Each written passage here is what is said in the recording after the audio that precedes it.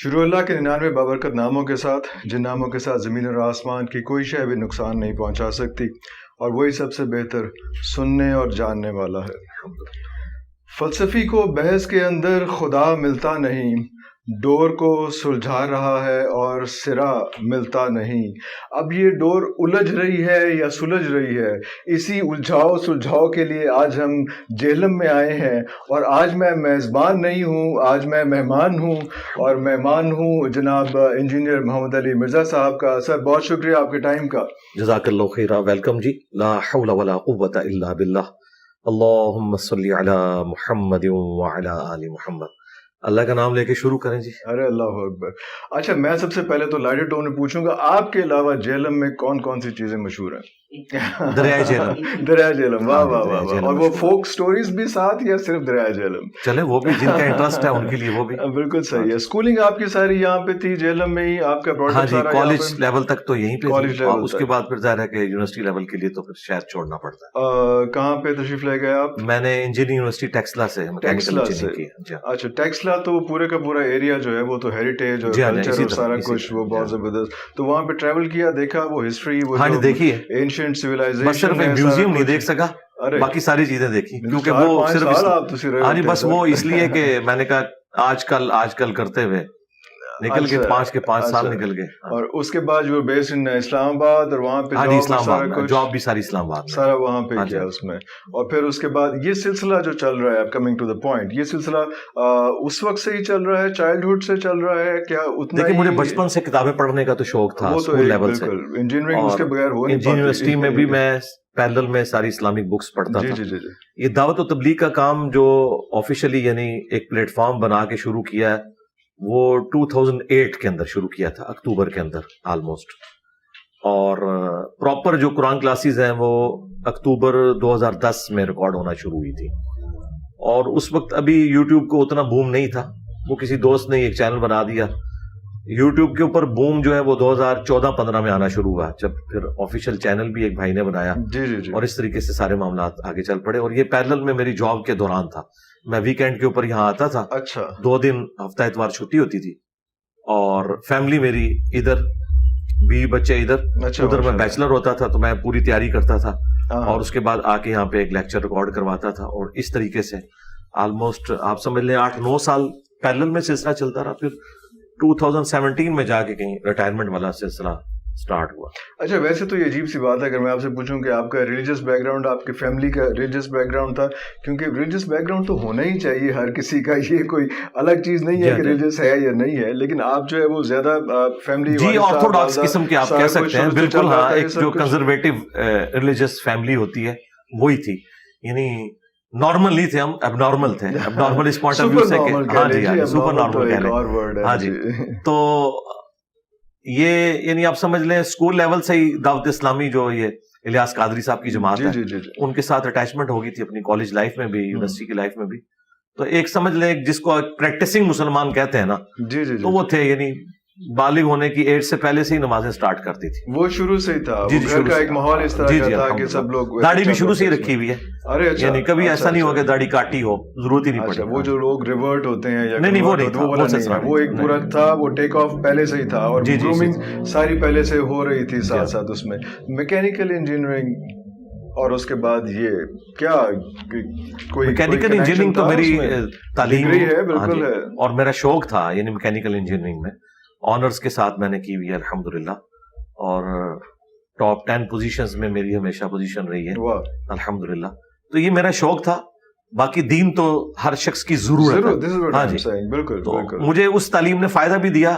Mechanical engineering تو specifically آپ سمجھ لیں ایک بندے کا ذہن کھول دیتی ہے، آپ کو ایک انالیسس کرنے کی غیر معمولی صلاحیت مل جاتی ہے، اور چیزوں کو ایک ڈفرنٹ انداز سے دیکھنا۔ اور پھر یونیورسٹی میں ہاسٹل کے ماحول میں آپ بہت کچھ سیکھتے ہیں، جہاں ایک ہی ہاسٹل کے اندر مختلف مکاتب فکر سے تعلق رکھنے والے لوگ، مختلف علاقوں سے تعلق رکھنے والے لوگوں کے ساتھ آپ کا انٹریکشن ہوتا ہے، تو آپ ایک کنویں کے مینڈک نہیں ہوتے۔ یونیورسٹی میں ہاسٹل لائف کا آپ کو یہ فائدہ ہوتا ہے۔ تو یہ ساری چیزیں آپ سمجھ لیں گرومنگ ہوئی ہے، اچھا ایک تو آبزرویشن ہوتی ہے اس کے ساتھ آپ چل رہے ہوتے ہیں, ایک جو یونیورسٹی کا میں نے خاص طور پہ ذکر کیا, اوبیسلی اساتذہ ہوتے ہیں, سب لوگ ہوتے ہیں, اور پھر ایک آپ پہ تھوڑی سی آبجیکشن آتی ہے کہ استاد کے حوالے سے آپ کا جو ہے نا وہ کن کن استادوں کو آپ نے پڑھا اور کن کن کو آپ نے فالو کیا. یونیورسٹی میں اوبیسلی ڈگری کے لیے آپ کو استاد تو چاہیے ہے, وہ جتنی بھی آپ میڈیکل کا کر لیں یا انجینئرنگ کا کر لیں, آپ جتنی بھی کتابیں پڑھ لیں, جب تک آپ کو کوئی سمجھانے والا بتانے والا نہیں ہوگا.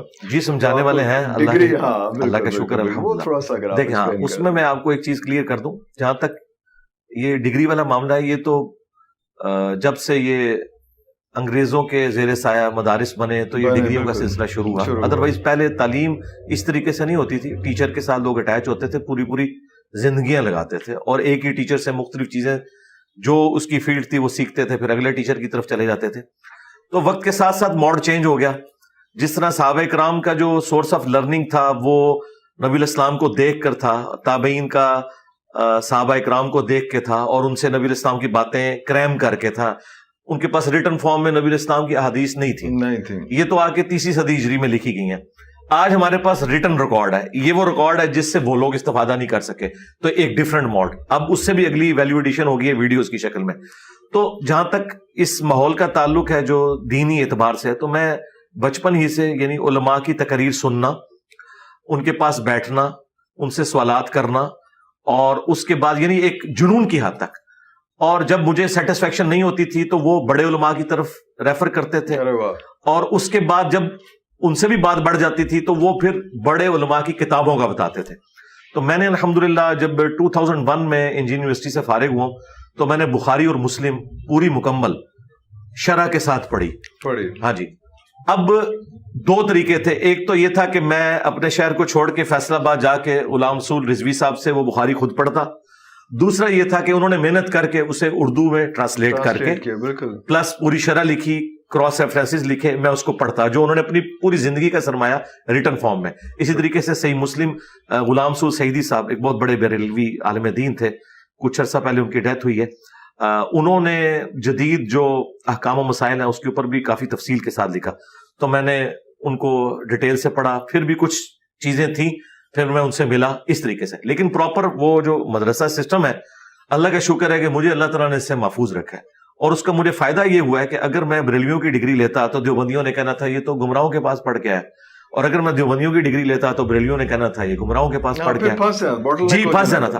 اور ڈگری یا مدرسے کی out put Maulana Maududi, doctor اسرار, احمد دیداد, ڈاکٹر ذاکر نائک یا انجینئر محمد علی مرزا ہو ہی نہیں سکتے, کیونکہ وہ پھر ایک کنزرویٹو سوچ آپ کو دیتے ہیں. بالکل صحیح. الحمدللہ میں اس کو آسان الفاظ میں بریف کر دیتا ہوں چونکہ یہ ایک پوری ڈاکٹرن ہے. کہ ہماری مثال اس شخص کی سی ہے جو عام مسلمان کو یہ بتا رہا ہے کہ سورہ البقرہ کی آیت نمبر 279 میں لکھا ہے کہ جو شخص سود کھاتا ہے اللہ اور اس کے رسول عز و جل و صلی اللہ علیہ وآلہ وسلم کا اعلان جنگ ہے. بالکل. بس اب میرے پاس ڈگری ہے یا نہیں ہے, آپ جائیں گھر میں میرے بھائی خود قرآن پڑھیں, اگر اس میں وہ لکھا ہوا ہے تو میری بات درست ہے, اور اگر نہیں لکھا ہوا تو آپ مجھے پکڑ لیں. اس کے بعد اگر کوئی یہ کہے کہ نہیں جب تک آپ ڈگری نہیں لائیں گے میں جو اپنے گھر میں رکھا ہے قرآن ہے یہ بھی نہیں مانوں گا, تو یہ بڑی زیادتی والی بات ہے. ڈگری کے بارے میں قرآن میں اللہ تعالیٰ نے فرمایا کنتم خیر امۃ اخرجت للناس تأمرون بالمعروف وتنہون عن المنکر وتؤمنون باللہ, تم بہترین امت ہو جو لوگوں کے نفع کے لیے نکالے گئے, لوگوں کو نیکی کا حکم دیتے ہو اور برائی سے روکتے ہو. اور بخاری میں تو یہاں تک آیا بلغوا عنی ولو آیہ, پہنچا دو میری طرف سے, خواہ تمہیں ایک آیت ہی آتی ہو نا پہنچا دو. اچھا نبی الاسلام نے کسی ڈگری کی بات نہیں کی, اس کی وجہ یہ ہے کہ کوئی شخص بھی پرفیکٹ نہیں ہو سکتا. مثلا آج ہمارے پاس جو بڑے علماء ہیں, مفتی تقی عثمانی صاحب یا مفتی منیب الرحمان صاحب, ان لوگوں سے اگر آپ سائنس کے اوپر بات کریں تو قرآن میں تو 1000 سے زیادہ آیات سائنس سے متعلق ہیں, تو وہ آپ کو خود ریفر کریں گے کہ بھائی یہ ہماری فیلڈ نہیں ہے. اب میں اس کے لیے کسی جیولوجسٹ کے پاس جاتا ہوں, کسی ایسٹرونومی کی فیلڈ کے بندے کے پاس جاتا ہوں, تو اس کی بنیاد میں مفتی کو جاہل نہیں کہہ رہا, اگرچہ اسے نہیں پتا اس کا, لیکن میں یہ کہوں گا کہ اس کی ڈیٹیلز اسے نہیں پتا, کوئی بڑی بات نہیں ہے, کوئی ایسی بات نہیں ہے. لیکن ایک بات میں آپ کو بتا دوں, قرآن کا جو پرائمری مقصد ہے نا وہ ہے فکر آخرت, نصیحت. ایز فار ایز نصیحت از کنسرنڈ, یہ ہر انسان کے لیے کتاب کافی ہے, ہر انسان کے لیے. ہدی للناس وبینات من الہدی والفرقان, قرآن نے کہا ہے پوری انسانیت کے لیے ہدایت ہے. اچھا صحابہ کرام کے پاس کوئی ڈگری نہیں تھی, لکھنا پڑھنا بھی نہیں جانتے تھے, صرف سن کے اپنی زبان میں انہوں نے اس قرآن کے ذریعے دنیا الٹ کے رکھ دی. جی صحبت تھی, آج بھی وہ صحبت اویلیبل ہے. وہ صحبت اس طرح اویلیبل ہے کہ نبی الاسلام دنیا سے چلے گئے, آپ نے حجۃ الوداع کے موقع پہ فرمایا میں اپنے بعد 2 چیزیں چھوڑ کے جا رہا ہوں, قرآن اور میری سنت. اور غدیر خم پہ فرمایا قرآن اور اہل البیت. قرآن کی آپ نے پیروی کرنی ہے, اہل البیت کے ساتھ اس نے سلوک کرنا ہے. آج بھی الحمدللہ ہمیں نبی الاسلام کی صحبت اویلیبل ہے, آپ کا وسیع قرآن ہے, سنت ہے, تو صحبت آج بھی اویلیبل ہے الحمدللہ. لیکن اگر ہم اس صحبت کو کسی شخصیت سے منسوب کر دیں گے نا آج کی, تو وہ ایک فرقے کی شخصیت تو ضرور ہوگی, دوسرا فرقہ تو اسے گمراہ سمجھے گا. یعنی اس ڈگری کی اوقات یہ ہے کہ بریلویوں کی پبلک دیوبندیوں کے بڑے مفتی کو بھی کہتی ہے تو گمراہ ہے, یعنی جاہل سے بھی آگے کی ڈگری دیتے ہیں. اور ادھر دیوبندیوں کی پبلک بریلویوں کے بڑے عالم کو کہتی ہے جاہل. اگر آپ کو یقین نہ ہے تو آپ ذرا دیوبندیوں سے ریفرینڈم کرائیں کہ ڈاکٹر طاہر القادری صاحب کے بارے میں آپ کا کیا خیال ہے, تو وہ بتا دیں گے آپ کو. اور آپ بریلویوں سے ذرا مولانا طارق جمیل صاحب کے بارے میں پوچھ لیں تو وہ آپ کو بتا دیں گے. اس کا مطلب ہے کہ ہمیں آم کھانے چاہیے, پیڑ نہیں گرنے چاہیے, اور ہمیں دلائل کے اوپر اپنے معاملات کو لے کے چلنا چاہیے. پیڑ کا آم تھوڑا جب دیکھ لیں دیا کرو, کوئی نہیں خیر تھوڑی سی کر لیا کرو.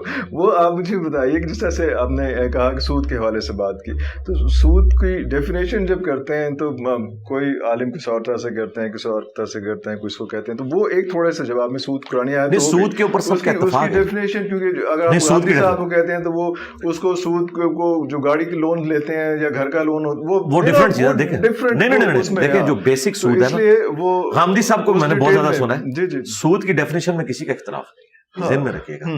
یعنی اگر آپ مجھ سے پوچھیں کہ بدکاری کی ڈیفینیشن, شراب نوشی کی ڈیفینیشن میں کوئی فرق ہے, یہ وہ چیزیں نہیں ہیں جن میں اختلاف ہے. سود کے اوپر سب کے سب متفق ہیں. سود کی بیسک ڈیفینیشن ہے پیسے کے بدلے پیسہ. ونس کموڈٹی انوالو ہو تو وہ سود نہیں ہوتی. اسی کی بنیاد پہ تو پوری اسلامک بینکنگ چل رہی ہے. اسلامک بینکنگ کے اوپر جو سارے کے ساری سرٹیفکیشن ہوئی ہے وہ مفتی تقی عثمانی صاحب نے کی ہے. اگر اور دوسری طرف مفتی تقی عثمانی صاحب اور جو حامدی صاحب ہیں, ان کی آپس میں یعنی علمی اختلاف ہے اپنے عقائد کا, لیکن اس ڈیفینیشن کے اوپر تو متفق ہے. بالکل اس طرح سے لے کے چل رہے ہیں, تو وہ ساری چیزیں اس طرح سے ہوتی ہیں. تو آپ کن کن لوگوں کو, کن کن اسکول آف تھاٹس کو پڑھتے رہے آپ؟ جو ہم بتایا کہ بریلوی, تو چونکہ میرا بلٹ اپ بریلوی میں ہوا, تو بریلویوں میں بلٹ اپ ہونے کا آپ کو ایک فائدہ ہوتا ہے کہ آپ کو دیوبند اور اہل حدیث کی شناخت خود بخود اس حوالے سے ہو جاتی ہے کہ وہ بتایا جاتا ہے کہ ان میں یہ خامی ہے. لیکن میں نے اس پہ اکتفا نہیں کیا. میں نے نہ صرف دیوبند کو پڑھا ہے بلکہ دیوبندیت کو پریکٹس کیا ہے. یعنی میرے زندگی میں ٹرننگ پوائنٹ ہے بریلویت سے دیوبندیت, پھر اہل حدیث. اہل حدیث پہ آ کے میں نے بریک لگائی, کیونکہ میں نے کہا اس کے بعد اب مجھے جو کچھ نظر آ رہا تھا نا, وہ یہ نظر آ رہا تھا وہ قرآن و سنت کی تعلیمات سے ہٹ کے ذاتی انٹرپریٹیشنز ہیں لوگوں کی. لیکن اہل حدیث میں مجھے کچھ ایسی خامیاں نظر آئیں جس کی وجہ سے میں نے تھنک آؤٹ آف باکس کیا, اور اہل تشیع کو ایز اے مکتبہ فکر میں نے اسٹڈی کیا, پلس میں نے ان کے علماء کے پاس بیٹھنا شروع کیا تاکہ مجھے پتا چلے کہ یہ اصل جو بڑی دراڑ ہے وہ تو سنی شیعہ ہے, باقی تو آف شوٹس ہیں سارے. تو وہ الحمدللہ مجھے کلیئر ہوا کہ دونوں اینڈ پہ کوئی نہ کوئی ایسی چیزیں ہوئی ہیں جس کی وجہ سے یہ دراڑ بڑی ہے. تو اللہ کا شکر ہے ہم نے وہ اپنی ویڈیوز کے ذریعے فل کر دی ہے. اچھا, ابھی کوئی ہم کو ایسی چیز میں نے تو دیکھیں عام آدمی کو بتا دیا ہے کہ سنی کہاں تک درست ہے اور شیعہ کہاں سے غلطی سٹارٹ کرتے ہیں, یہاں تک شیعہ درست ہے. وہ اگر کوئی ٹاپک ہے تو آپ ڈسکس کر سکتے ہیں. اچھا, یہ وہ ساری چیزیں جو آپ نے اپنے جو ریسرچ پیپرز ہیں سارے اس میں جی اس میں بھی لکھی, اپنی ویڈیوز میں بھی ریکارڈ کروائی, اور باقاعدہ دیکھیں اللہ کا شکر ہے ہمارا پلیٹ فارم واحد پلیٹ فارم ہے جس کا یہ دعویٰ ہے کہ ہم جو کچھ آپ کو بتاتے ہیں وہ ریٹن میں ہے. آپ ہمارے کسی مخالف سے جا کے کوئی بات پوچھیں اور وہ دکھائیں لکھی کہاں ہوئی ہے. اگر وہ کہتا ہے جی قرآن و سنت سے باہر ہے, ہمارے بزرگ بتا کے گئے ہیں, تو اس کے لیے تو ہم نے یہ شعر لکھا ہے کہ نبی کے جیسا ہے ہی کوئی نہیں, بابے شاہی کوئی نہیں, اور مرنے سے پہلے اے مسلمان کر لے اس پہ غور, کتابوں کا خدا اور ہے بابوں کا خدا اور. یعنی خدا دو نہیں ہے, مراد یہ کہ ایک کتاب ڈیفینیشن کرتی ہے دین کی, خدا کی, پیغمبر کی, اور ایک آپ کے فرقے کا بزرگ بتاتا ہے. اگر وہ کوئنسائڈ کر جائیں تو ہم مان لیں. اور یہ جو بابے ہیں جی, اتنا بڑا فتنہ ہے کہ حضرت عیسیٰ ابن مریم جو خود یہودی النسل تھے, انہیں بنی اسرائیل نے, یہودیوں نے پیغمبر ماننے سے انکار کر دیا اپنے علماء کی وجہ سے. حالانکہ نبی الاسلام کے کیس میں تو چلے ایک بہانہ تھا کہ بنو اسماعیل سے آ گئے, حضرت عیسیٰ ابن مریم تو آئے بنی اسرائیل سے تھے, لیکن انہوں نے ماننے سے انکار کر دیا. اور وہ انکار کرنے والے کوئی ایتھیسٹ نہیں تھے, کوئی ہندو نہیں تھے, کوئی بدھسٹ نہیں تھے, وہ ان کے ہم مذہب تھے، موسیٰ علیہ السلام کے ماننے والے علماء تھے. یعنی علماء کا فتنہ اتنا بڑا فتنہ ہے کہ اگر یہ ڈیویٹ کر جائیں تو یہ وقت کے پیغمبر کی بات نہ خود سنتے ہیں نہ کسی کو سننے دیتے ہیں. ہمارے نبی علیہ السلام کے ساتھ بھی تو علماء یہود نے یہی کیا نا. انہوں نے سارا یہ ہنگامہ جو مدینہ شریف میں کھڑا ہوا ہے یہ کسی کرکٹر نے یا اسکواش کے پلیئر نے تو نہیں کیا، علماء یہود نے کیا جو خدا کی کتاب کے وارث سمجھتے تھے. اور کچھ عرصہ پہلے تک تو سورہ البقرہ میں آیا کہ جب تک نبی آئے نہیں تھے یہ ان کے وسیلے سے اللہ سے دعائیں کرتے تھے کہ وہ آخری نبی آئیں. وسیلے سے مراد یہ کہ وہ آئیں اور ان کے ذریعے ہم اپنے دشمنوں پر غلبہ پائیں. اور جب نبی علیہ السلام تشریف لائے تو وہ ان کے مخالف ہو گئے، جادوگر کہنا شروع کرتے. ہاں بالکل ایسے. اچھا جادوگر کے حوالے سے ایک اور چیز ہے جو آپ دیکھتے ہیں کہ اللہ تعالیٰ نے جب حضرت موسیٰ کو فرعون کے پاس بھیجا اور کہا کہ اس کو راہ راست پہ آنے کے لیے اس کو کہیں، ساتھ ان کو کہا کہ آواز دھیمی رکھنا، ذرا احتیاط نرمی سے گفتگو کرنا. تو وہ سلسلہ وہ آپ کے پاس تھوڑا سا جو ہے نا وہ مجھے لگتا ہے کہ تھوڑا جو نہیں کوئی نہیں ہے. دیکھیں ہم نے آپ سے کوئی سختی سے گفتگو میں کی ہے، میرے نام نہیں کہا نہیں میں کسی سے بھی نہیں کرتا. دیکھیں اب یہ دو چیزوں کو آپ نے مکس نہیں کرنا. دیکھیں دو چیزیں، ایک ہے کہ گفتگو کرنا، ایک ہے پوسٹ کا تقاضا، لیکچر کا تقاضا. آپ مجھے بتائیں شاید افریدی صاحب جو کچھ آپ کو کرکٹ کے میدان میں نظر آتے ہیں کیا اپنی بیوی سے چائے اسی سٹائل میں مانگتے ہیں آواز ایک کر کے؟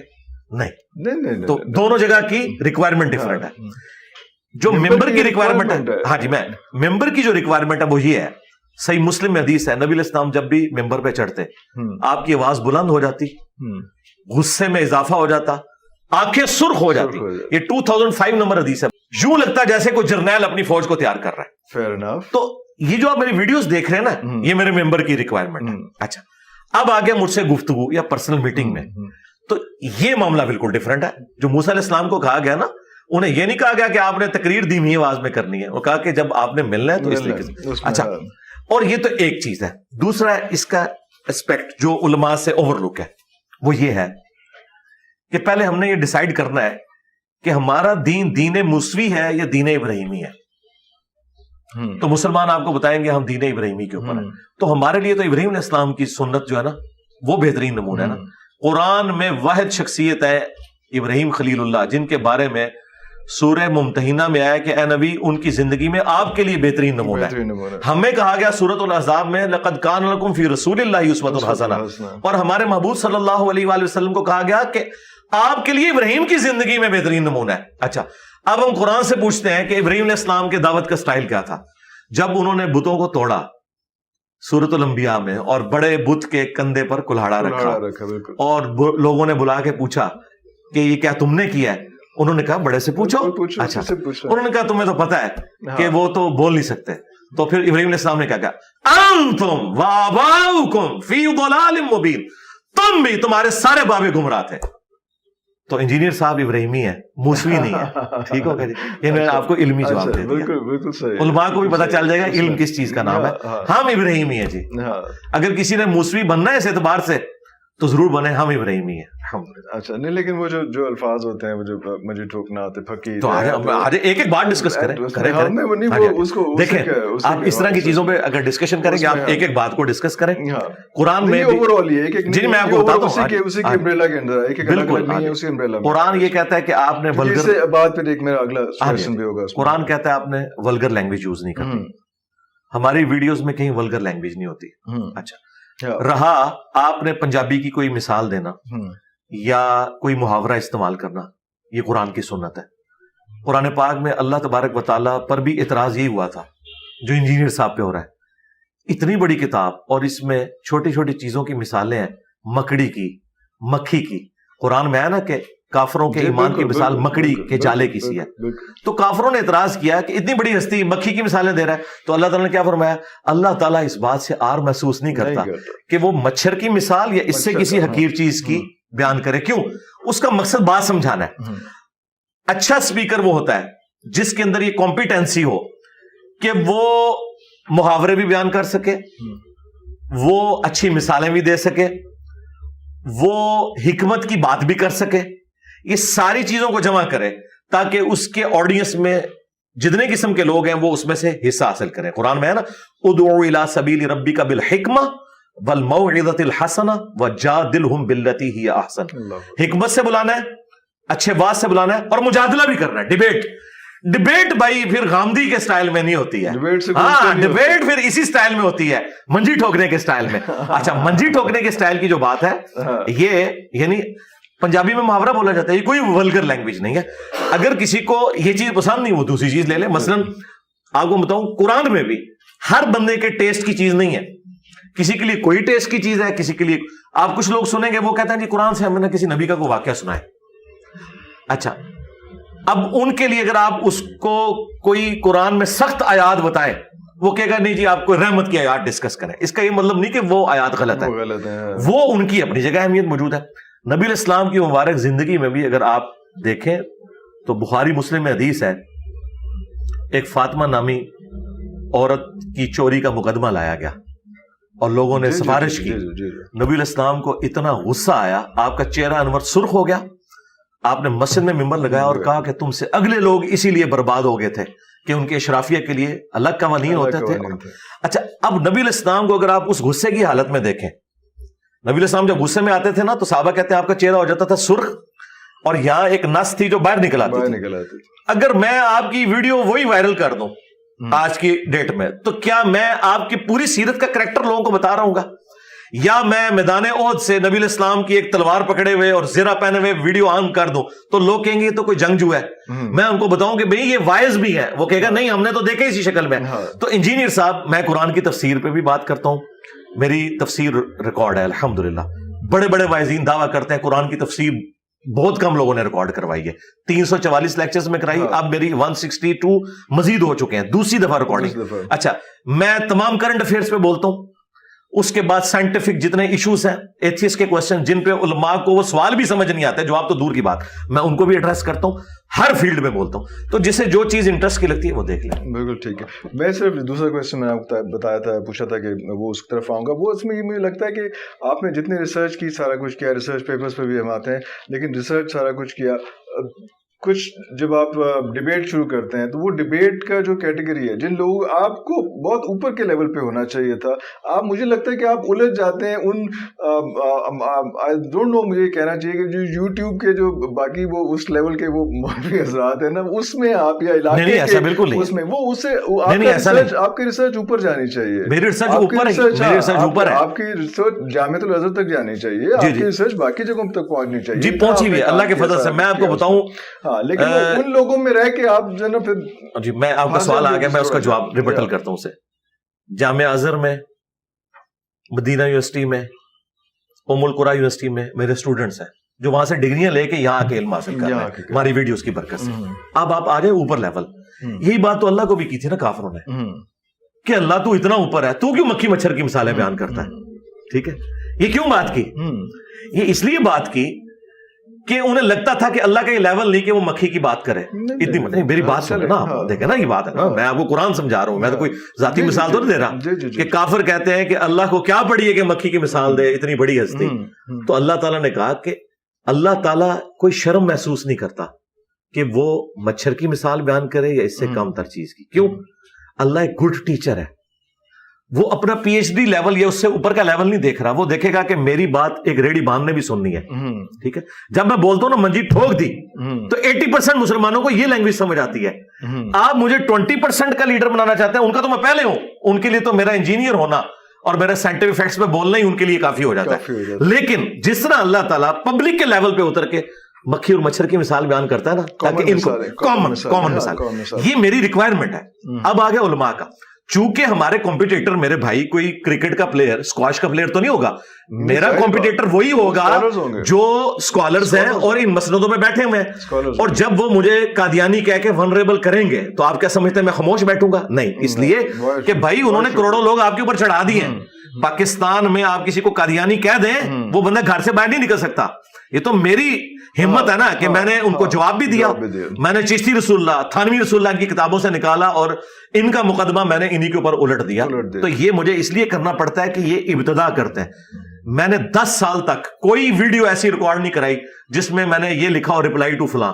ایون آج تک کسی عالم کی تصویر بھی تھمب نیل پہ نہیں لگائی تھی. یہ جب انہوں نے 2017-18 میں میرے پہ الزامات لگائے نا تو پھر میں نے ریبٹل کرنا شروع کیا. اس وقت تک میں 10 سال میں اپنا سارا کام کر چکا تھا. اچھا. آج بھی دیکھیں, آج میری ویڈیو ریکارڈ ہوئی ہے حماس کا جو اٹیک ہوا ہے. میں نے پوری کی پوری ہسٹری بیان کی ہے. کوئی عالم بیان کرے, کوئی زیادہ زیادہ کوئی سائل ادیم کو تھوڑا بہت بیان کر لے گا, یا 1-2 بندے اور بیان کر لیں گے, باقیوں کو پتہ ہی نہیں ہے. تو میری یہ چیزیں کمپرومائز نہیں ہو رہی. کرنٹ افیئر جیسے ہی کوئی آتا ہے, ہر ویک میں 1 یا 2 کرنٹ افیئر کے اوپر بولتا ہوں جس کے بارے میں کسی مذہبی پرسنالٹی کی کمپیٹنسی نہیں کہ وہ بول سکے. تو یہ چیزیں میری کمپرومائز نہیں ہوتی. میں پوڈ کاسٹ بھی ریکارڈ کر رہا ہوں. دیکھیں میں ادھر بیٹھا ہوں, ہر سوال کا جواب دے رہا ہوں. آپ دیکھیں, آپ کو آج تک صرف یہ بتایا گیا تھا کہ موسیٰ علیہ السلام کی سنت ہے. آج میں نے آپ کو بتایا کہ ابراہیم کی بھی سنت ہے, کہ تمہارے سارے بزرگ گمراہ تھے. اب یہ چیز کیوں نہیں علماء بتاتے؟ علماء کو جو ہے نا ایک ہی بات, جی وہ حضرت موسیٰ علیہ السلام کو اللہ تعالیٰ نے کہا تھا. تو بھائی موسوی بھی ہیں تو ہم ابراہیمی ہیں. اگر آپ کو موسوی رنگ پسند ہے تو آپ موسوی بن جائیں, ہم آپ پہ بھی اعتراض نہیں کرتے, لیکن مجھے ابراہیمی بننے سے نہ روکو. ابراہیم وہ ہے جس نے کہا کہ ابا تو بھی اور تیرے سارے بزرگ گمراہ تھے. منہ پہ کہا, کوئی لگی رتھی نہیں رکھی, منجی ٹھوک دیتی حضرت ابراہیم علیہ السلام نے. اچھا زبردست. اچھا ریسرچ پیپر وغیرہ میں آتے ہیں, ریسرچ پیپر کی صورتحال کیا چل رہی ہے؟ ریسرچ پیپر نارملی جو ایک ورڈ یوز, جیسے منجی ٹھوکن کا ایک پورا ایک بیک گراؤنڈ ہے اور سائنس ہسٹری ہے. ریسرچ پیپر جو ہے وہ بھی ایک سائنس ہے, ایک پوری ٹیکنیکل چیز ہے اس میں, جس میں مختلف لوگ آتے ہیں, وہ آ کے اس پہ ریسرچ کو ویٹ کرتے ہیں, اس کے بعد وہ کہیں نہ کہیں پبلش ہوتی ہے. اس چیز کو ریسرچ پیپر کہا جاتا ہے. اس طرح سے, کیونکہ آپ تو خود انجینئر ہیں, آپ سے بہتر ریسرچ پیپر آپ کو تو اس وقت سب سے زیادہ ریسرچ جو ہے نا جی میرے اوپر ہی ہو رہی ہے, کیونکہ پوری دنیا کے علماء کی توپیں میرے اوپر فٹ ہیں, تمام فرقوں کی. ابھی تک کوئی ایسا بندہ نہیں آیا تھا جس کے اوپر علماء کی توپیں فٹ ہوتی, جو ایسے چیلنج کرتا کھل کے. وجہ یہ کہ ڈاکٹر ذاکر نائک سے کسی دیوبندی کو کیا تکلیف ہوگی؟ وہ تو ہندوؤں سے لڑ رہا ہے, احمد دیدات کرسچن سے لڑ رہا ہے, ڈاکٹر اسرار تو ویسے ممی ڈیڈی باتیں کر رہے ہیں. ظاہر ہے انہوں نے تو کبھی نہیں کہا کہ دیوبندیوں میں یہ گمراہی ہیں, بریلویوں میں یہ گمراہی ہیں.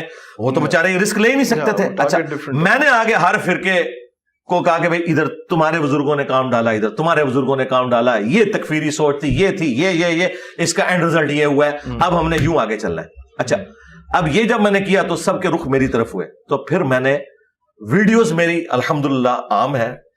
مولانا مودودی نے ایک بڑی اچھی بات کی تھی کہ میری باتیں چھپی ہوئی نہیں, چھپی ہوئی ہیں, جس نے مجھے پکڑنا ہے وہ پکڑ سکتا ہے. اور میں مودودی سے بھی اگلا ورژن ہوں کہ میری باتیں صرف چھپی ہوئی نہیں ہیں, ویڈیوز میں ریکارڈ ہے.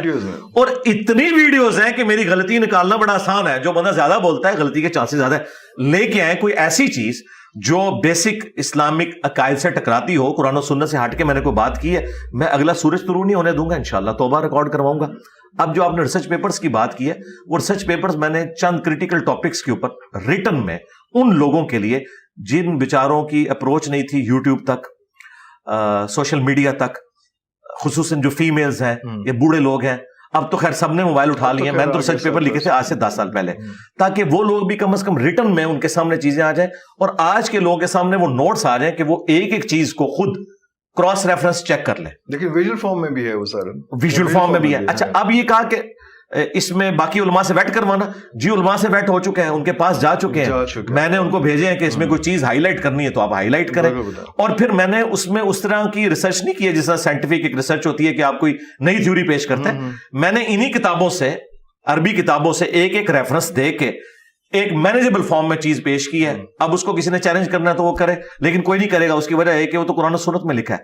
میرے ریسرچ پیپر صرف 2 صفحوں کے ہیں, ایک 32 صفحوں کا ہے جو کربلا کے پس منظر پہ, جو کہ ٹاپک ذرا مشکل تھا, اور ایک توحید کے اوپر ہے وہ 8 صفحوں کے اوپر ہے, اور وہ بھی 4 ورقے بنتے ہیں 8 صفحے. لمبے میں نہیں لکھتا, آیات لکھتا ہوں, حدیث لکھتا ہوں, 2-3 لائنوں میں اس کا رزلٹ جو اس میں سے نکلتا ہے وہ پھر آگے بڑھتا ہے.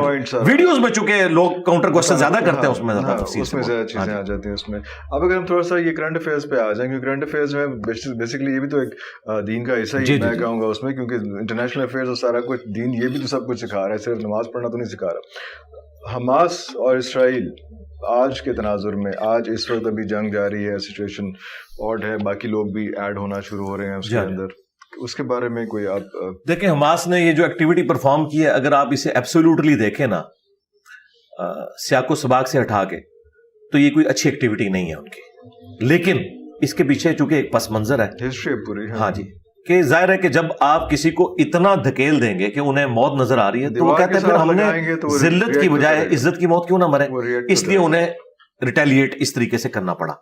اب نیچرل اس کا رزلٹ وہی نکلا کہ آج امریکہ بھی، یورپ بھی، انڈیا بھی سب اسرائیل کے پیچھے کھڑے ہیں، اور مسلمان ملکوں میں سے کسی کی بھی جرت نہیں، مسلمان امت کے محبوب ترین لیڈر طیب اردگان، ان کی بھی جرت نہیں ہو سکی. انہوں نے بھی کہا کہ جی مل بیٹھ کے مسئلے کو حل کریں، وہ بھی نہیں جرت دکھا سکا. ظاہر ہے کہ جی کون، یعنی طاقتور کے خلاف بولنا بڑا مشکل کام ہے. صرف ایک ایران کی سٹیٹمنٹ آئی ہے جو انہوں نے ڈنکے کی چوٹ پہ کہا ہے کہ بین الاقوامی جو قوانین ہیں ان کے مطابق حماس نے جو بھی ایکٹ کیا ہے یہ بالکل ٹھیک کیا ہے، ایسا ہی کرنا چاہیے تھا.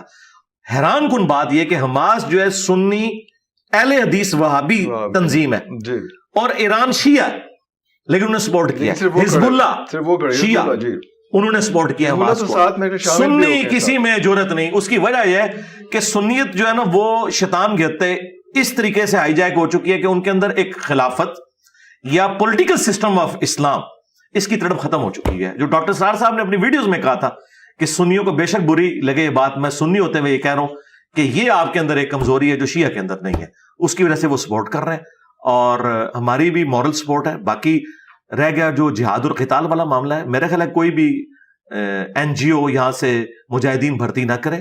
اگر یہ کرنے کا کام ہے تو ہماری فوج کا کام ہے. اگر انہوں نے کوئی اس طرح کی ایکٹیویٹی پرفارم کرنی ہے، کوئی پریشر ڈال، اس کی وجہ یہ ہے کہ ریسورسز ان کے پاس ہیں. آج کل کی جنگیں تلواروں کے ساتھ نہیں لڑی جاتی، لیٹسٹ اسلحے کے ساتھ لڑی جاتی ہیں. یہ جذباتی جملے ہیں کہ ہم جو ہے وہ دروشی پڑھ کے تو کامیاب ہو جائیں گے یا ذکر کر کے، یہ بالکل نان سینس بات ہے. اور میں آپ کے کیمرے کی وساطت سے آپ کی عوام تک ایک اور بات بھی پہنچاؤں. ایک مت مشہور کی ہے انہوں نے، مسلمانوں کے پاس اسلحہ کم تھا، مسلمانوں نے رومنز اور پرشینز کو الٹ دیا، صحابہ کرام نے ایمان کی برکت سے. یہ بھی غلط بیانی کی گئی ہے.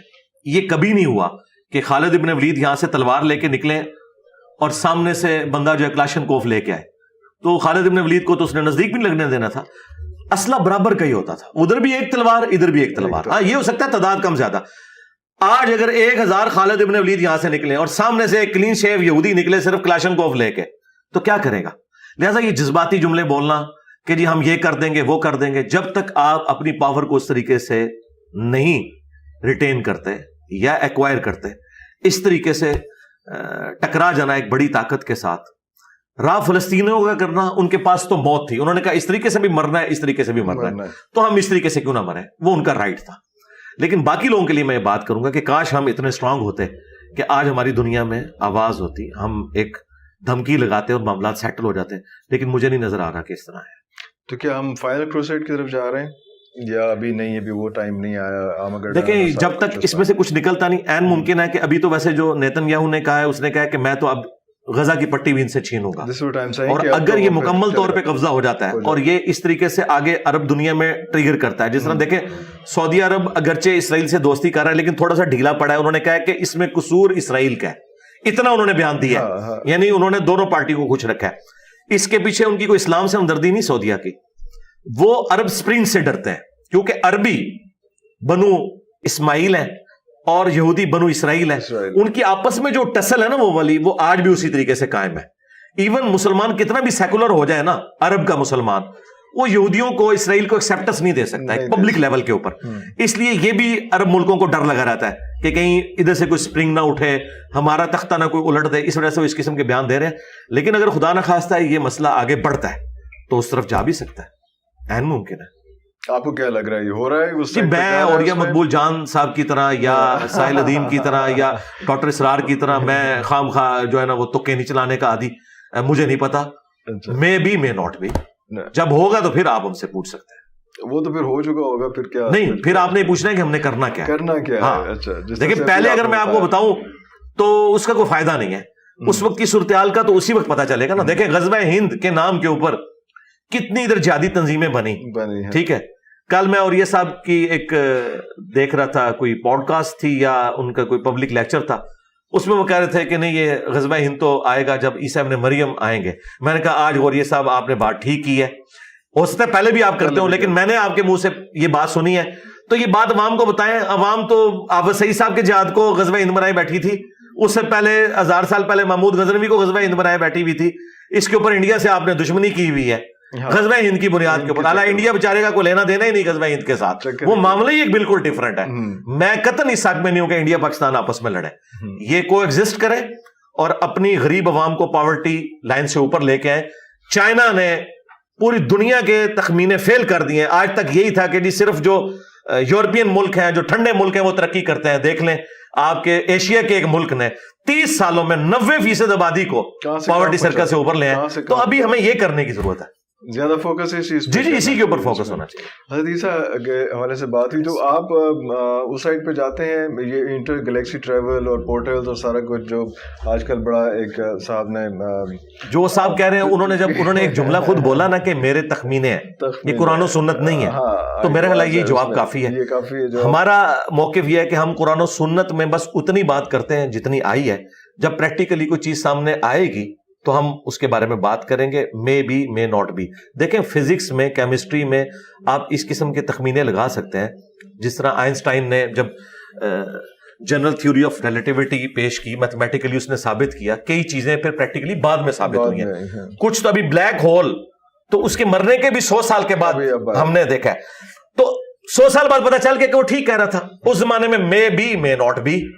اس طرح کے تخمینے آپ دین پہ نہ لگائیں. میرا اپنا موقف یہ ہے کہ اگر وہ صحیح نکلا تو ٹھیک ہے, اگر غلط نکلا تو قرآن و سنت کی ایسی تعویل بیان کرنا, یہ وہ چیز ہے جس کے بارے میں شروع سے ایک ریزرویشن پائی جاتی ہے جو علماء ہیں, محدثین کا, مفسرین کا, کہ آپ نے اپنی رائے کے ساتھ تفسیر نہیں کرنی کسی معاملے کی.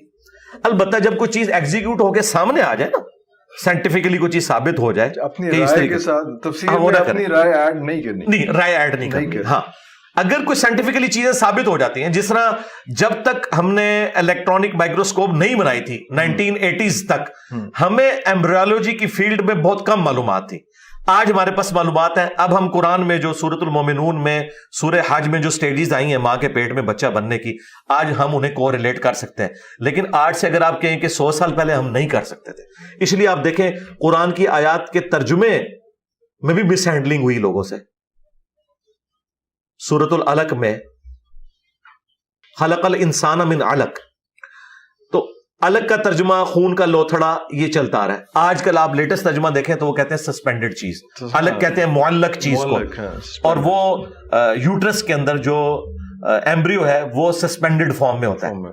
تو یہ ترجمہ آج ہم نے بدلا, اگرچہ عربی لنگوسٹک میں شروع سے یہ ترجمہ تھا, لیکن ظاہر ہے مس ہینڈلنگ تو ہوئی. تو وقت کے ساتھ ساتھ انسان لرن کرتا ہے, لیکن جب تک کوئی چیز سامنے نہ آئے. ایکسپینڈنگ یونیورس آج ہم ترجمہ کر رہے ہیں نا, کہ ہم نے اس کائنات کو پیدا کیا, ہم اسے وسعت دینے والے.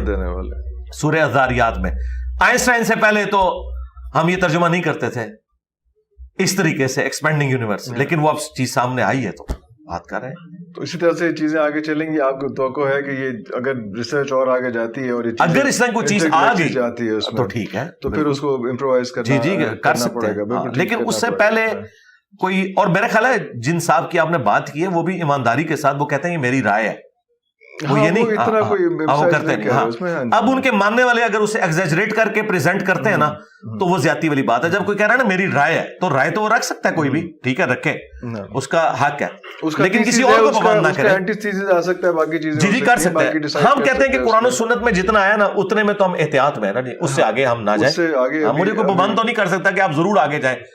عین ممکن ہے میں غلط طرف چل پڑوں, تو میں بس اتنی بات کروں کہ ہاں یہ ہوگا, جب سامنے آئے گا تو دیکھا جائے گا, پھر دیکھا جائے گا. اچھا, آج ماڈرن ایج میں جب ہم بات کرتے ہیں تو ہم دیکھتے ہیں کہ یونیورسٹیز اور کالجز میں جو ہے وہ ایک کو ایجوکیشن جو ہے وہ آ گئی ہے. بڑا کامن ایک فنامنا یہ ہو چکا ہے اس میں, جس میں ضروری نہیں ہے کہ لڑکیاں جینس پہنیں یا جو ہے ٹاپس پہنیں یا سر کو نہ ڈھانپیں یا سارا کچھ.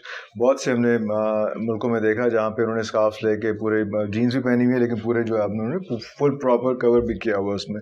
وہ بھی سچویشن آپ کے حساب سے وہ ٹھیک نہیں ہے, یا وہ کیا ہے, اس کے بارے میں آپ کا کیا پوائنٹ آف ویو ہوگا؟ آئیڈیل سچویشن انہوں نے اسکارف بھی لیا ہوا ہے اور پراپر وہ اپنے آپ کو کور بھی کرتے ہیں. دیکھیں آئیڈیل سچویشن تو یہ ہے کہ اسلام میں کو ایجوکیشن نہیں ہے, سیدھی سی بات ہے. لیکن اب چونکہ یہ جو ہائر ایجوکیشن ہے جن لوگوں سے ہم حاصل کر رہے ہیں انہوں نے تو اس طرح کی کوئی فیسلٹی رکھی نہیں. پاکستان میں چند ایک میڈیکل کالج ہیں جو ایبسولوٹلی فیمیل اسٹوڈنٹس کے لیے ہیں, لیکن اوور آل زیادہ تر میں تو کو ایجوکیشن ہے. تو گورنمنٹ کا کام ہے کہ اس ایجوکیشن کو اس حوالے سے الگ الگ کریں. لیکن جب تک یہ معاملہ سیٹل نہیں ہوتا تو پھر گیون سرکمسٹانسز کے اندر آپ جو سب سے بہتر چیز کر سکتے ہیں وہ یہ ہے کہ آپ سیکس ڈسپلن کا خیال رکھیں. سیکس ڈسپلن یہ ہے کہ سورہ النور میں ہے کہ مومن مردوں سے کہو کہ اپنی نگاہیں نیچی رکھیں اور مومنہ عورتوں سے فرماؤ کہ اپنی نگاہوں کو نیچا رکھیں. ایک تو نگاہوں کی حفاظت ہو, آنکھوں میں حیا ہو, پلس عورت کے لیے حجاب کا وہ اہتمام کرے. اگر نقاب کرنے سے اسے ایشو ہے تو میڈیکل ماسک یوز کرے. وہ تو باہر کے ملکوں میں بھی آپ کو کوئی نہیں روک سکتا اگر آپ میڈیکل ماسک یوز کرتے ہیں. ہاں جہاں آئیڈینٹی آپ کو بتانی پڑتی ہے ٹھیک ہے, کیمرے میں کوئی ریکارڈنگ ہے ایئرپورٹ کے اوپر, وہ علیحدہ معاملہ. اس کے بعد جو ایک اجنبی مرد و عورت کا علیحدہ سے کسی ایک جگہ پہ اکٹھا ہونا, اس کی اسلام میں ممانعت ہے. جامعہ ترمذی میں سنن نسائی الکبریٰ میں حدیث موجود ہے کہ جہاں دو اجنبی مرد و عورت ہوتے ہیں نا, تیسرا ان میں شیطان ہوتا ہے. یہ معاملہ نہیں ہونا چاہیے. ہاں ایک کمبائنڈ کلاس ہے, اس میں کچھ فیمیل اسٹوڈنٹس بیٹھی ہوئی ہیں, کچھ میل اسٹوڈنٹس ہیں, اور اس میں بھی ہم نے دیکھا عموماً ہماری یونیورسٹی میں بھی ہماری کلاس میں بھی اس طرح اسٹوڈنٹس تھی, لیکن وہ ان کی لائن علیحدہ ہوتی تھی. فیمیل اسٹوڈنٹس پیچھے بیٹھی ہوتی تھی, میل اسٹوڈنٹس سامنے اگلی والی سیٹوں پہ ہوتے تھے. تو وہ ایز سچ کوئی اس میں تو ڈیکورم مینٹین ہو جاتا تھا. ہاں جی, تو اس درجے تک کوشش کریں تو ہو سکتا ہے, ایسی کوئی بڑی ہو سکتا ہے. لیکن جہاں پہ یہ پاسبل نہیں ہے تو وہاں ٹھیک ہے, آپ اپنی عصمت کی حفاظت کریں, اپنی آنکھوں کی حفاظت کریں اور اپنے معاملات کو لے کے چلیں. جس طرح ٹوائلٹ میں کوئی شخص خوشی سے تو زیادہ دن نہیں بیٹھتا نا, ایک ضرورت کے تحت جاتا ہے, جیسے ہی فارغ ہو نکلا ہے. اس طریقے سے اس طرح کی کو ایجوکیشن میں بس ایک مجبوراً ایک علم وہاں سے حاصل کرنا پڑ رہا ہے, تو وہ حاصل کرنے کے بعد اپنے معاملات کو سیدھا کریں. آپ کے پاس یہاں پہ بہت سے اسٹوڈنٹس آتے ہیں ماشاءاللہ, کافی آپ خیر بانٹ رہے ہوتے ہیں. آپ کو ان سے انٹریکٹ کرتے ہوئے کیا لگتا ہے, کون سا مسنگ لنک ہے؟ کیا والدین کی تربیت میں تھوڑا سا جھول آ گیا, اساتذہ کی تربیت میں جھول آ گیا, وہ انٹلیکٹ بچوں کا ہمیں نہیں ملتا اس وقت جو ہم اپنی نوجوان نسل سے ہم ایکسپیکٹ کر رہے ہوتے ہیں؟ تو آپ کا روز کا انٹریکشن ہے اور یوتھ ہی آپ کی مین ٹارگیٹ جو ہے وہ یوتھ ہی ہے اس میں, تو آپ کو اگر میں ویسے پرسنل پوچھوں کہ کہاں مسنگ لنک لگ رہا ہے؟ مسنگ لنک تو ہر جگہ ہی نظر آ رہا ہے, ہر جگہ نظر آ رہا ہے. ماں باپ کی تربیت میں بھی نظر آ رہا ہے, اور تعلیم بھی اس وقت ایک سمجھ لیں مال کمانے کا ذریعہ بن چکی ہے. جب ہم لوگ اسکول کالجز میں پڑھتے تھے نا, تو ہمارے ٹیچرز سرکاری اسکول میں ہم پڑھے ہوئے ہیں, سرکاری کالجز میں, وہ لوگ 0 پیریڈ بھی لگاتے تھے. یعنی پیپر جب قریب آتے تھے تو حالانکہ ان کو کوئی تنخواہ نہیں ملتی تھی. ایون جہاں ہاسٹلز تھے وہاں ٹیچرز ہاسٹل میں بھی جا کے جو بچے بیچارے کمزور ہوتے تھے انہیں ٹیوشن بھی فری دے دیتے تھے. لیکن آج کل آپ دیکھیں کہ کیا صورتحال ہے. تو یہ ہمارے ایک پستی کا لیول ٹیچنگ میں بھی آیا. پھر ماں باپ کی اپنی بھی تربیت کوئی نہیں ہوئی بھی, سیدھی سی بات ہے. مجھے بتائیں کتنے مسلمانوں کے ماں باپ ہیں جنہوں نے خود قرآن حکیم ترجمے سے پڑھا ہوا ہے اور یہ ساری اخلاقیات سیکھی ہیں, انہوں نے آگے اولاد کو کیا سکھانا ہے؟ ان کو بھی بچپن میں ایک طوطا بنا دیا گیا, ہاں جی 2 دفعہ قرآن ختم کر دیا, 3 دفعہ. یہ تو ہماری ویڈیوز کی برکت ہے کہ آج ہم کالجز یونیورسٹیز کے اسٹوڈنٹس کو بتا رہے ہیں کہ بھئی آپ قرآن اس لیے نازل نہیں ہوا کہ اس سے آپ نے مردے بخشوانے, آپ اسے پڑھیں. انگریزی میں آسانی لگتی ہے انگریزی میں ترجمہ پڑھیں, اردو میں آسانی لگتی ہے اردو میں ترجمہ پڑھیں. لیکن آپ دیکھیں کہ یہ اللہ تعالیٰ کا آخری پیغام ہے انسانیت کے نام, اپنے پیغمبر صلی اللہ علیہ وآلہ وسلم کی برکت سے آپ تک پہنچا ہے. آپ دیکھیں یہ تعلیمات کیا ہیں, تو اس پہ آپ عمل کریں.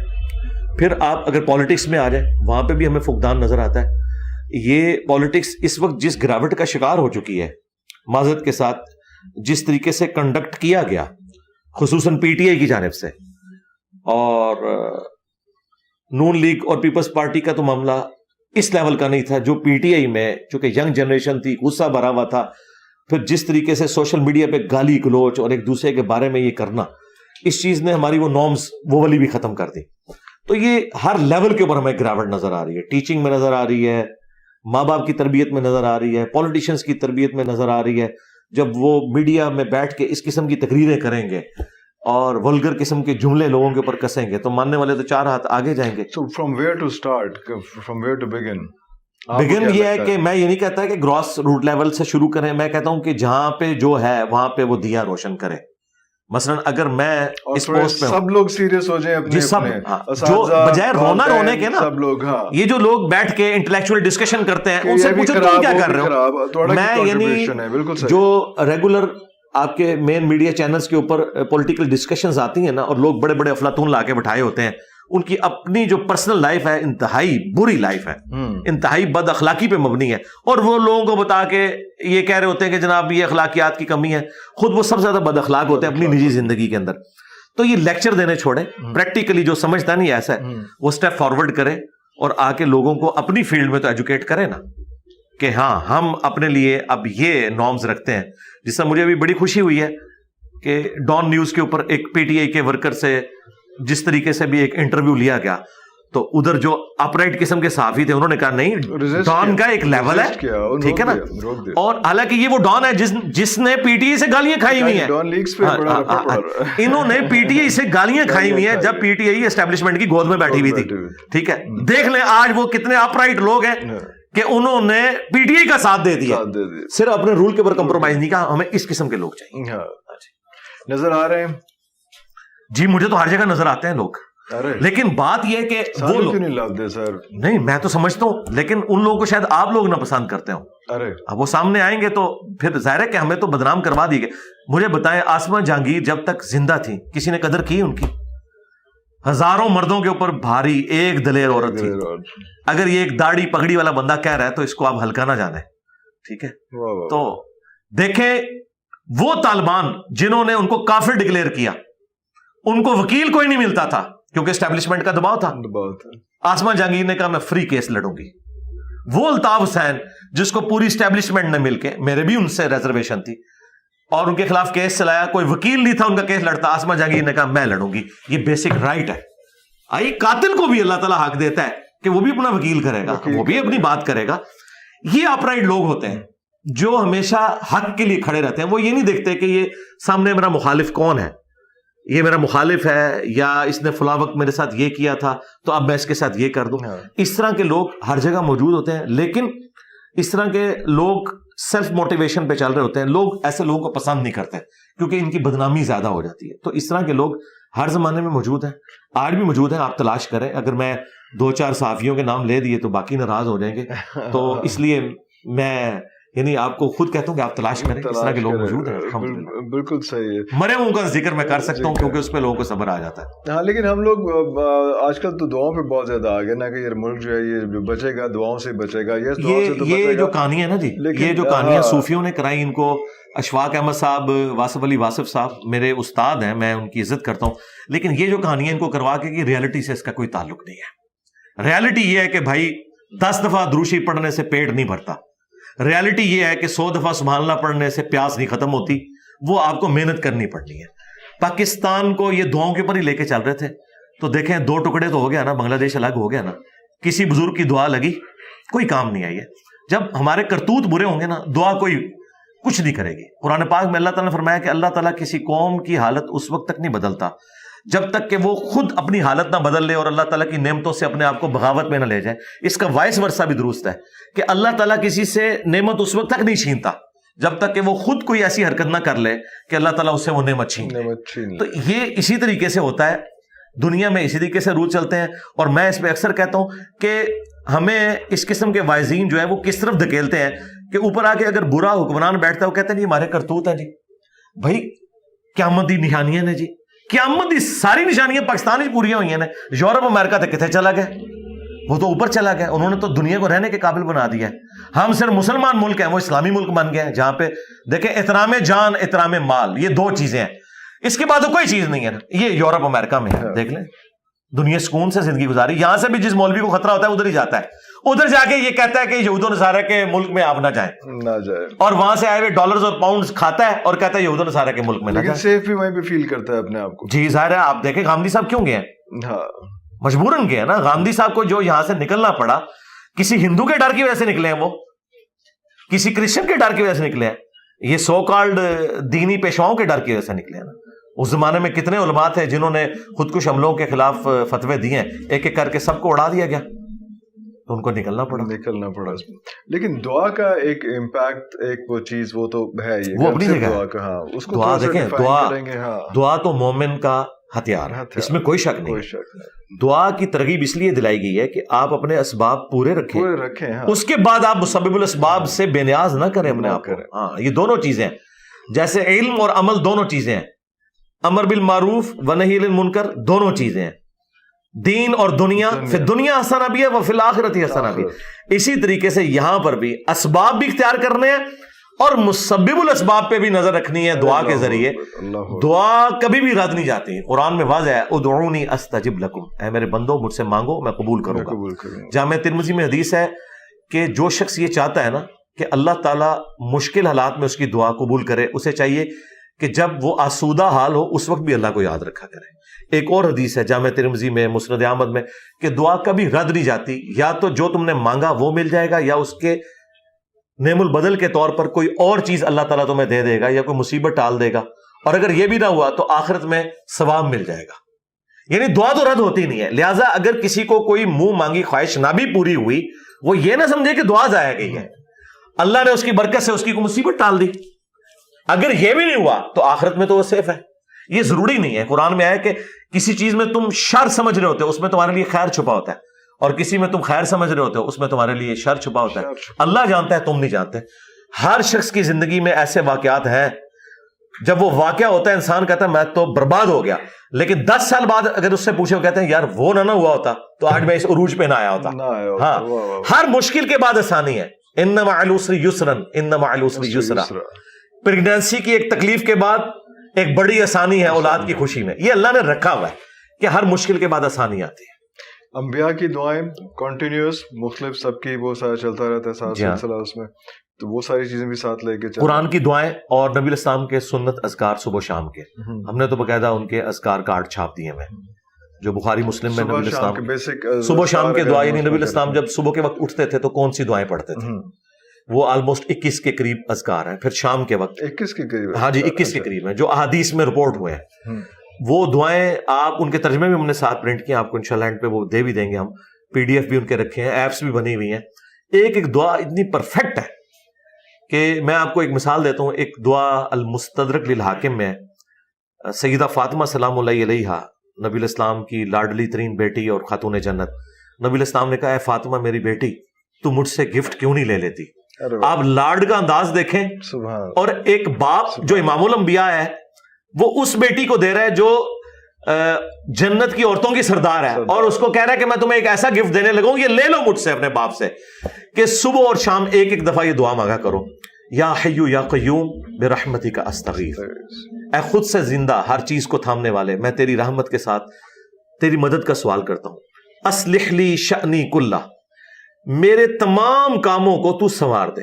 ولا تکلنی الی نفسی طرفۃ عین، اور مجھے پلک جھپکنے کے برابر بھی میرے نفس کے سپرد نہ کرنا. اے اللہ تو ہی مجھے سنبھالنا، ایک لمحے کے لیے بھی مجھے میرے سپرد نہ کرنا، تو نہیں مجھے سنبھالنا ہے. حسبنا اللہ ونعم الوکیل. یہ دعا ٹھیک ہے. اس طریقے سے یہ دعائیں لا الہ الا انت سبحانک انی کنت من الظالمین، یہ ایک ایک دعا اتنی بھاری دعا ہے کہ دیکھیں یہ جو آیت کریمہ کے بارے میں قرآن میں آیا کہ اگر یونس یہ دعا نہ مانگتے تو پھر مچھلی کے پیٹ سے اس دن نکالے جاتے جس دن مردے قبروں سے نکالے جائیں گے. یہ سورہ صافات میں اللہ نے کہا ہے کہ اتنا غصہ تھا ہمارا کہ یونس اگر یہ دعا نہ مانگتا تو پھر یہ قیامت کے دن ہی نکلتا. لیکن یہ دعا کتنی کام کر گئی کہ اللہ تعالیٰ کا غصہ ٹھنڈا ہو گیا. اتنا غصہ کہ میری وحی کی اجازت کے بغیر علاقہ کیوں چھوڑا.